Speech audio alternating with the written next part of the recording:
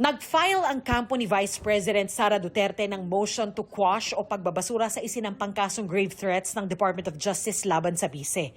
Ang kaso, nagugat sa mga pahayag ni Duterte sa live stream na may kinontrata na raw siyang gunman para patayin sina Pangulong Bongbong Marcos, Unang Ginang at nakaupo noong speaker. Sakaling may pumatay sa kanya. Kapag pinatay ako, patayin mo si BBM, si Lisa Araneta at si Martin Romualdez. No joke.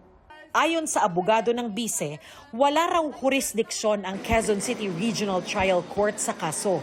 Nauna nang sinabi ng kanyang kampo na hindi maaaring ipagsakdal ang bise dahil ang akusasyong pagbabanta sa Pangulo nakapaloob din sa impeachment case laban kay Duterte. Kinontra ito ni Prosecutor General Richard Anthony Fadolion. Wala namang nagbabar na hindi siya pwedeng file ng kaso. Yun ang pananaw ng Department of Justice. Binigyan ng korte ng 5 araw para magsumite ng komento sa motion to quash ni Duterte. Isinampa ng DOJ ang kasong grave threats laban sa bise pero ibinasura naman ito ang rekomendasyon ng NBI na pagsasampa rin ng kasong inciting to sedition. Kaya naniniwala si Palace Press Officer Undersecretary Claire Castro na hindi sapat ang naging resolusyon ng DOJ. Sabi ko nga, kulang pa yun. As a lawyer, if you will watch the full video, the video in full, ang effect nun is, there is this intention to sow hatred against the president, against the government. So, it is not just a simple grave threats. Personally, my opinion. We had mentioned that it is not inciting to sedition, no?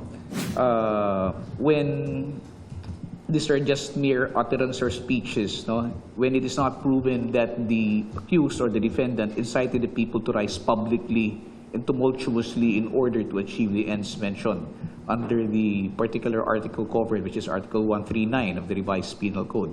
So, ito po yung maring yun po ang pananaw ng ating palace spokesperson.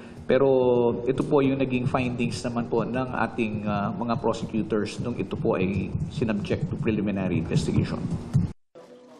Samantala, binibilisan raw ng DOJ ang pagpoproseso sa extradition request ng Amerika kay Kingdom of Jesus Christ founder Pastor Apollo Kibuloy at 2 niyang kapwa akusado.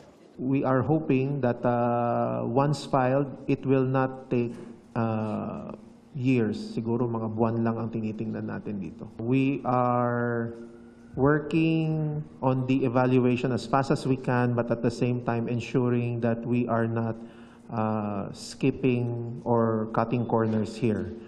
Mula nang matanggap ng Justice Department ang U.S. extradition request para kay Pastor Apollo Kibuloy noong August 7, ay agad na raw gumulong ang masusing pag-aaral sa makakapal na supporting documents.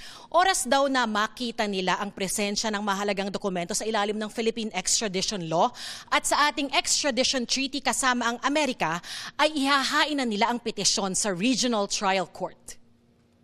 Kasama riyan ay kung ang umano'y nilabag na batas si Kibuloy sa Amerika ay may kaakibat na batas din sa Pilipinas. Nasa FBI Most Wanted list si Kibuloy dahil sa mga kasong sex trafficking at racketeering. Kailangan ding siguruhin na hindi siya papatawan ng death penalty roon. So long as the requirements under the RP-US extradition treaty are met through the documents that we will be filing, then we are confident that extradition will be granted. Sinusubukan pa ng GMA News na kunin ang panig ni Kibuloy na kasalukuyang nakapiit sa Pasig City Jail. Pero nauna nang sinabi ng kanyang abogado na si Attorney Ferdinand Topacio na mahirap siyang ma-extradite dahil may gumugulong pa siyang mga kaso sa Pilipinas. Ito ang unang balita. Darlene Kai, GMA News.